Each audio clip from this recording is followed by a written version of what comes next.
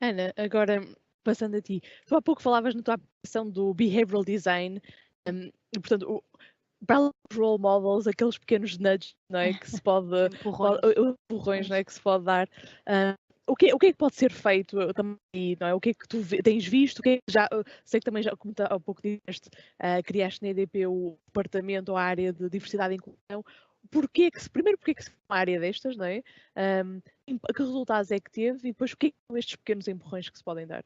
Eu acho que, tal como a Ana dizia, começa-se em casa e na escola e Uhum. claramente tem que terminar ou passar pelas empresas, não é? E, portanto, o papel da empresa na sociedade, hoje em dia, quando nós falamos ou quando estamos muitas horas nesse papel, é fundamental e, portanto, os role models têm que lá estar, mas nós próprios, na forma como desenhamos muitos dos processos de people e de recursos humanos, podemos fazer a diferença nisto. E se calhar, começando a partilhar um ponto que é e que linka à tua pergunta de porquê uma área de diversidade e inclusão, o primeiro ponto é nós conhecermos essa realidade, não é? E, portanto, o primeiro que fizemos foi levantamento de informação sobre como é a diversidade numa empresa e como é que nós a podemos potenciar. Começamos por descobrir que há claramente problemas de pipeline, de talento. Portanto, se calhar nós não estamos abertos ou não somos inclusivos o suficiente para trazer todo o pipeline de talento que existe no mercado de trabalho. E esse foi o primeiro ponto que encontramos e que pode ser verdade até que, inclusivamente partilhando também aqui alguns números, a Annie pode fazer um estudo o ano passado em que mostra que de facto Portugal não está assim tão mal em termos de tech, porque é o país onde o pay gap é mais baixo entre homens e mulheres de tecnologia, mas 2% da nossa força ativa de trabalho é que trabalha em tech. Desses 2%, só 16% é que são mulheres. Portanto, o pipeline tem um potencial gigante para aumentar. Eu acho que as empresas têm um papel preponderante a ajudar a aumentar esse pipeline de talento e esse é o primeiro ponto.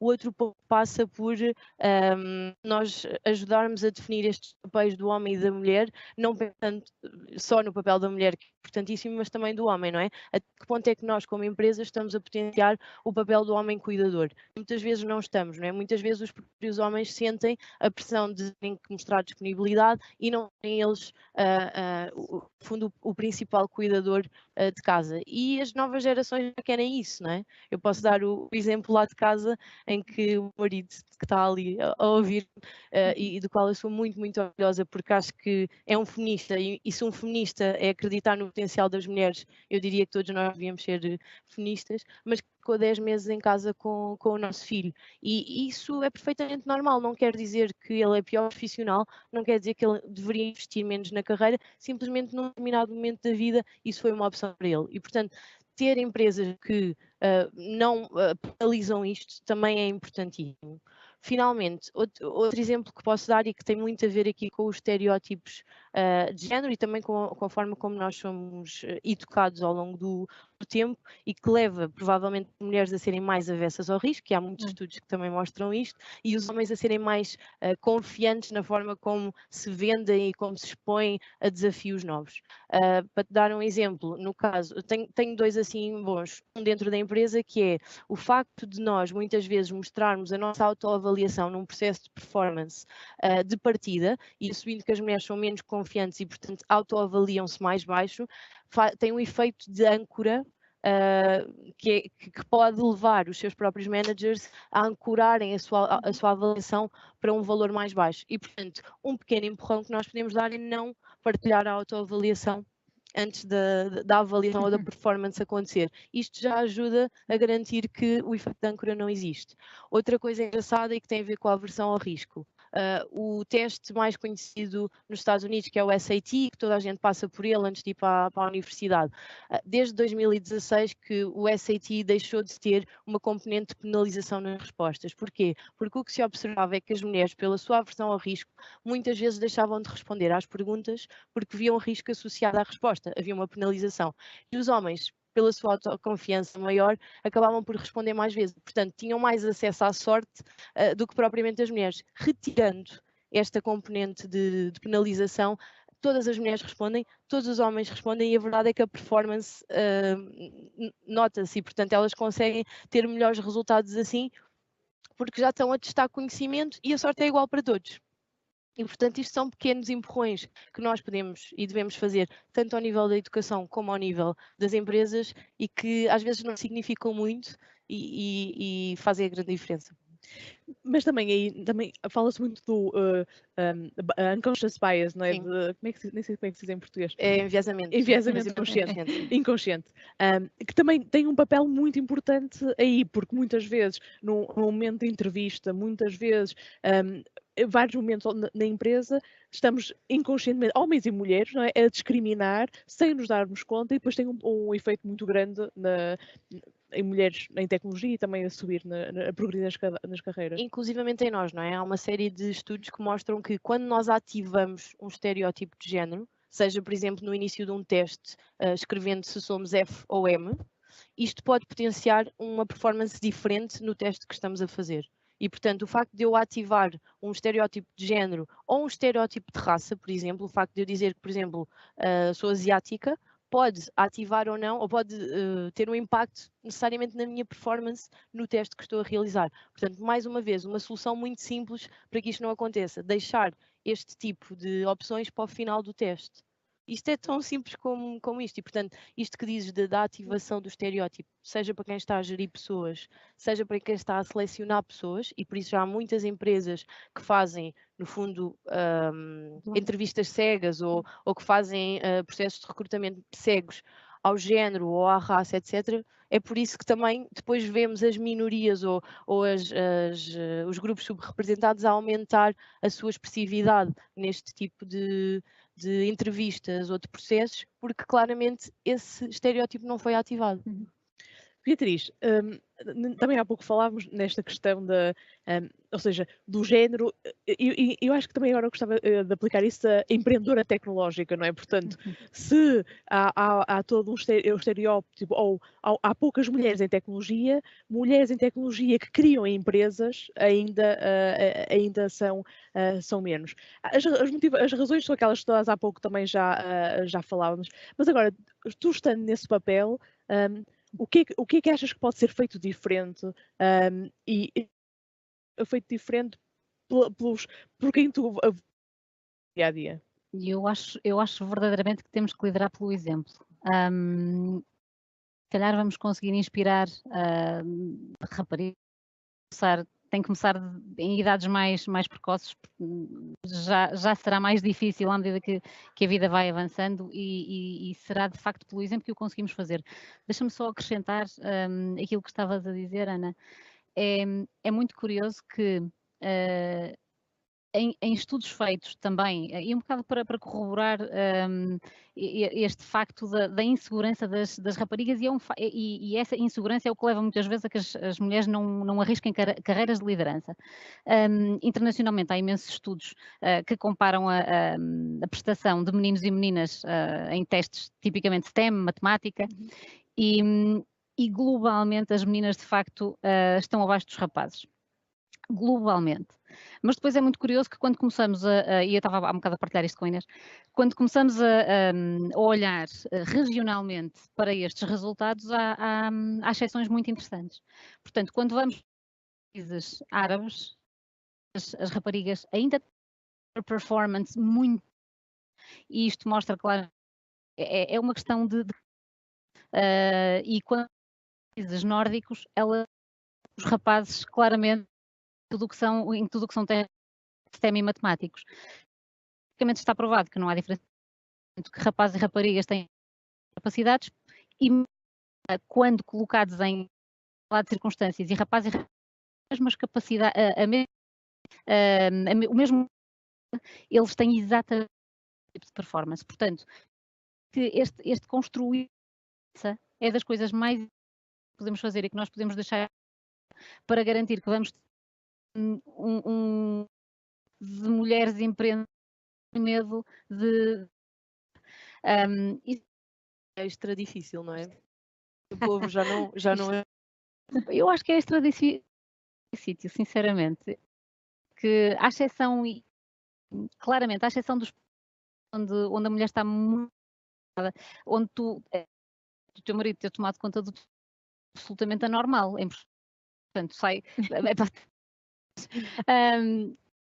fores para países totalmente normal. Tu tens os homens que levam o carrinho de bebê dos filhos, tu tens as classes ginástica para ver quais é que vão, portanto, é absolutamente cultural. Mudar uma coisa é algo que demora também, como estávamos a comentar, portanto, não é fácil. E eu acho que será de facto pelo exemplo e por conseguirmos mostrar e cada vez mais termos grupos e sessões e atividades que envolvam mais raparigas, quer seja na escola, quer seja fora dela, que conseguiremos fazer com que no futuro haja mais mulheres empreendedoras. Quero acreditar que também ainda é possível para mulheres no ativo, portanto, e isso também passa muito pelos grupos e o grupo WIT do qual tu estás à frente, Inês, é um exemplo disso, não é? Portanto, não só para reunirmos as mulheres que já estão no meio, mas também para conseguirmos atrair outras mulheres. Portanto, acho que há aqui duas faixas etárias nas quais é preciso agir. A faixa daquelas que ainda não entraram no mercado de trabalho, e nessas provavelmente até será mais fácil, com uma boa liderança pelo exemplo, será mais fácil fazê-las acreditar que é possível, e depois naquelas que já estão no mercado de trabalho, que eventualmente precisam de uma transformação que às vezes é um bocado mais difícil, mas que não é impossível. Portanto, há imensas empresas em Portugal que neste momento têm programas de formação e de requalificação para mulheres que estão em outras áreas e que querem entrar para a área de tecnologia, que querem eventualmente seguir também carreiras de liderança, e isso já existe. Portanto, há que falar nesses programas, há que trazer mais mulheres para esses programas e conseguir alargar este leque. Eu acho que neste momento ainda temos um problema também de uma grande regionalização destas coisas. Esses grupos ainda são muito pequenos, ainda estão muito focados Lisboa, Porto, eventualmente. Portanto, ainda há muita dificuldade de chegar a mais pessoas.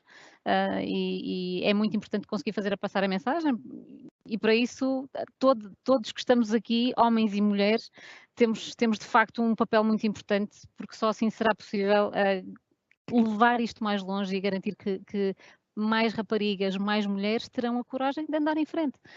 De facto, as empresas também têm um papel muito importante e permitirem e facilitarem condições, porque a diferença básica que nos distingue dos homens é a maternidade, e dessa não podemos fugir, não é? Portanto, acho que tão cedo não será possível que isto mude, portanto, nós mulheres continuaremos a ter filhos, e de facto assistir as mulheres no momento da maternidade e garantir também que esse papel cuidador e esse papel de acompanhamento dos filhos é permitido aos pais, é fundamental para que as coisas mudem. Eu já ouvi falar de algumas empresas das grandes, eu não sei se é o caso da Microsoft, mas penso que Apple, Facebook fazem coisas do género que eu vou dizer.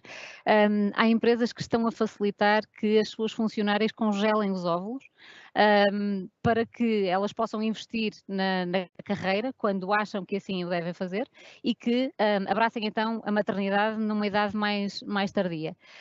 E, portanto, são processos muitas vezes muito caros, mas que as empresas estão a arcar com essa despesa para garantir que isso não afeta de facto a carreira das mulheres. Pode parecer um bocado estranho, mas tudo aquilo que permita que de facto as mulheres arrisquem mais e que elas estejam num papel completamente equiparado ao dos homens, eventualmente será válido, não é? Portanto, lá está, da maternidade não podemos fugir, portanto acho que todas as medidas que facilitem este processo serão bem-vindas. E acho uma coisa muito interessante que muitas vezes se esquece, é que nós temos esta discussão e porquê é que esta discussão está a acontecer agora, não é? Portanto, porque também por um lado, há claramente uma falta de talento disponível para trabalhar em tecnologia que faz com que tenhamos que ter, ou seja, que as empresas sentem uma maior necessidade de incentivar mais mulheres a vir para esta área. Mas também, ainda recentemente eu vi um estudo da McKinsey que dizia que o facto de as mulheres não estarem no mercado de trabalho nas áreas tecnológicas, mas não só, não estarem equivalentes no mercado de trabalho, que a economia do mundo perdia 12 bilhões de dólares. Portanto, estamos a falar, eu às vezes brinco e digo, não façam isto porque é o right thing to do, pelo menos façam pelo dinheiro, não é? Que é um valor significativo, e é um crescimento que poderíamos ter e de outra forma não temos. Ana, já estamos quase a terminar. Se calhar eu acho que era interessante. ou seja, tu que hoje em dia também trabalhas muito com empreendedores, muito com tecnologia. Eu acho que mensagem é que gostarias de deixar agora, afinal, que complementasse um bocadinho as mensagens também da Ana e da Beatriz sobre porque é que os pais devem incentivar as filhas a ir para a tecnologia e porque é que homens e mulheres devem perceber que isto não é uma relação, eu acho que não é uma relação de eu ganho, tu perdes, não, isto é uma relação em que todos nós ganhamos por haver mais mulheres em tecnologia e haver mais igualdade de género nas empresas. Bem, pegando só voltando atrás a uma coisa, Inês, nós nem termos sistema em Portugal, nós estamos, em termos de números, estamos Muito simpáticos, mas é muito no S, na Science, e é na Science, na Bio, na Química e etc. E quando olhas para os números em termos de mercado de trabalho, todas estas mulheres, bioquímica e afins, com a falta que existe na área de TEM, da restante, podem ser perfeitamente requalificadas, se assim o entenderem, para trabalhar nestas áreas. E, portanto, este caminho ainda não foi feito. Ou estamos devagarinho, agora começam a existir alguns programas para começar a trabalhar com, por exemplo, uma engenheira química e depois programação e para as áreas de coding, mas quer dizer, alguém licenciado num S pode perfeitamente passar para outra área. Isto era também uma mensagem, e se estivermos na plateia pessoas ligadas a essa, ou a parte do S, que muitas vezes, eu também sou microbióloga e quando acabei o curso era difícil encontrar emprego em Portugal, mas gosto de tecnologia itself, portanto facilmente também entraria para o mundo do mercado, para o mercado de trabalho de uma forma diferente. Isso também é importante, porque Portugal, naquele ranking da OCDE, aparece em primeiro lugar ao nível das STEM. Exatamente. Mas por outro lado, também é interessante porquê? Porque muitas vezes o que se diz é as meninas não gostam de matemática. Não é verdade, pelo menos no caso português não é verdade, porque até para entrar em medicina é preciso matemática, não é? Portanto, claramente o trabalho tem que ser muito mais na questão dos role models, a questão de abrir os horizontes para a consciencialização que a IT e tecnologia é uma maior oportunidade do que outras áreas que estão também disponíveis. Sim, e nós, enquanto empresas, também temos, tanto empresas como escolas, temos a obrigação de tornar estes ambientes que tipicamente são ambientes que nós na gíria chamamos agora falta-me o nome, Tom, mas os developers são tipicamente ambientes mais de caserna, não é? Portanto, onde nós vemos uma série de pessoas a coding e temos de tornar mais friendly e nós nas empresas temos essa responsabilidade, mais friendly, ou seja, mais inclusivos, e inclusivos não é só para mulheres, inclusivos no geral. Isso eu acho que há uma responsabilidade enorme e um caminho gigante a fazer, não assumindo, tornando os ambientes mais friendly no que diz respeito, quer ao ambiente itself, quer também à questão dos horários e de respeitar as diferentes necessidades de cada pessoa, e neste caso cada mulher, ao longo do processo da sua vida. O exemplo que deste relativamente, acho que é a Google que está a fazer, talvez. Acho que é a Google ou o Facebook que está a fazer, portanto é um dos exemplos que pode fazer. Outros exemplos que também têm funcionado muito bem é permitir o home office a trabalhar, portanto as pessoas poderem trabalhar em casa, ter um acompanhamento muito mais próximo dos seus filhos, tanto para um lado como para o outro, como para o homem como para a mulher, e isto permite que de facto a mulher numa altura da sua vida não tenha que abdicar e não tenha o sentimento que foi obrigada a abdicar da sua parte de ser mãe por causa da carreira e vice-versa. E nós permitirmos que isto seja balance, no futuro vai nos trazer aquilo que nós precisamos para ir buscar os billions que se perde por não ter a mulher na força ativa em termos de trabalho. Eu acho que esta parte é focal. No que diz respeito à questão das meninas terem muitas vezes não terem tanta coragem de ir para estas áreas. Eu acho que cabe-nos a todas nós e cabe-nos a todos vós que nos estão a ouvir, papel ativo real, tanto nas escolas como... Eu acho que é constante. Estamos aqui hoje, muitas vezes dizem, mais uma vez aqui a falar de Human Tech. Sim, estamos a falar de Human Tech porque eu não sei se cá às 9 da manhã, eu cheguei cá às 9 da manhã e na fila estávamos poucas mulheres. Naturalmente, nas áreas há poucas mulheres, Pronto, para quem está, como eu costumo dizer, para quem está, muitas vezes eu tenho jantares onde estão 100 homens e 10 mulheres. Pronto, não, de facto, as 10 que lá estão conseguem conhecer e estar no meio e ser conhecidas. Mas o que nós temos que fazer é ter lá outras 30 ou 40. E, portanto, é um caminho que tem que se ir fazendo, e depende de todos de fazer este desmistificar e dizer que é possível. E eu acredito muito, já vos disse várias vezes, eu acredito essencialmente que role models e formação e pequenos truques, como a Ana deu relativamente à avaliação, nós somos extremamente negativas, avaliamos sempre muito pior. Tendencialmente, se existe um novo role na empresa, o que acontece é que eu só vou concorrer se tiver 100% ou 110% de todas as skills necessárias, portanto eu vou garantir que vou conseguir, e o meu colega ao meu lado tem 60 ou 50, mas diz, eu vou conseguir. E no meu caso, o que tem sempre funcionado é que tenho de facto um role model, uma pessoa, um mentor, uma mentora que me diz, Ana, tens 60% so what? Tu pensas e consegues, costuma brincar comigo, se tiraste de microbiologia e se fizeste investigação em biologia molecular, consegues fazer o que quiseres. E de facto, esta frase, na altura certa, quando nós estamos a concorrer para o nosso next job ou para o que seja, para mim, em termos de carreira, foi crucial. E depende de nós que estamos aqui sentados. Não sei se posso só Claro. complementar, Inês, aqui com 3 coisas. Eu perguntei às OutSisters, que é o grupo de mulheres na OutSystems, que tipo de perguntas é que gostariam de ver neste tipo de painéis, e uma delas acho que ressoou bastante e que eu acho que complementa o que temos estado a dizer, que é, será que não devíamos também redefinir o ser bem-sucedido? O que é que ser bem-sucedido significa? E hoje, por acaso, cruzei-me com um diálogo da Jacinda Ardern, a Prime Minister da Nova Zelândia, e ela fala que realmente mesmo o sucesso de um país não pode só ser medido pelo seu GDP, não pode ser só medido pelo PIB. Portanto, cada vez mais os países vão olhar para coisas como o well-being intergeracional para ver medidas de sucesso. E eu acho que isso aplica-se a nós também, não é? E, portanto, ter mais mulheres em cargos de decisão, ter mais mulheres a fazer política e ter mais mulheres nas empresas muitas vezes traz este lado também de preocupação com o futuro e com as consequências intergeracionais que nós estamos claramente a precisar como país, como mundo no geral.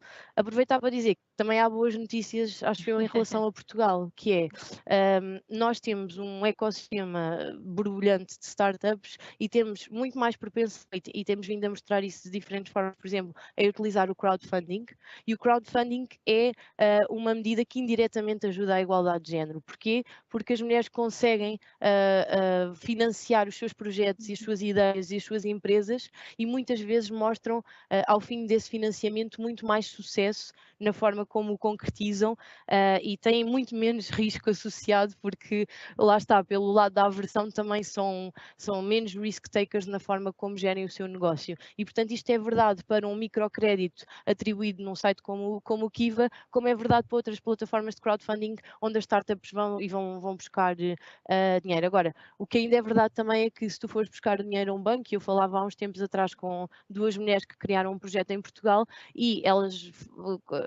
acho que posso partilhar isto publicamente, são as criadoras da Executiva, da revista Executiva, e elas tiveram que pedir a um dos maridos delas para ser fiador no banco, porque não era suficiente serem mulheres e terem um projeto e terem uma ideia bem sucedida. E isto linka com a questão do potencial versus trabalho mostrado e trabalho feito. Muitas vezes existe um double standard de pedir ou exigir muito mais às mulheres no sentido do que têm que dar como prova de sucesso. Só para partilhar convosco, para qualquer pessoa que esteja aqui e que tenha um impacto direto nas suas empresas, esta é a minha inspiração para algumas das coisas que partilhei aqui, What Works, da Iris Bonet, e ela aplica o Behavioral Design a processos de implementação numa empresa ou na sociedade no geral e que linkam com melhorias no fundo na igualdade de género. Portanto, são exemplos concretos, coisas que se podem aplicar amanhã nas nossas empresas e que vos estimulo também a fazerem no caso das vossas. Obrigada às 3. Terminamos agora. Acho que o meu desejo é que mais cedo ou mais tarde não tínhamos que ter painéis como estes, não é? Ou organizações como a Portuguese Women in Tech que eu criei, porque aí sim chegaremos à tal igualdade que todos nós ansiamos e que estamos a lutar por isso. Portanto, obrigada a todos e obrigado também por terem estado cá presentes.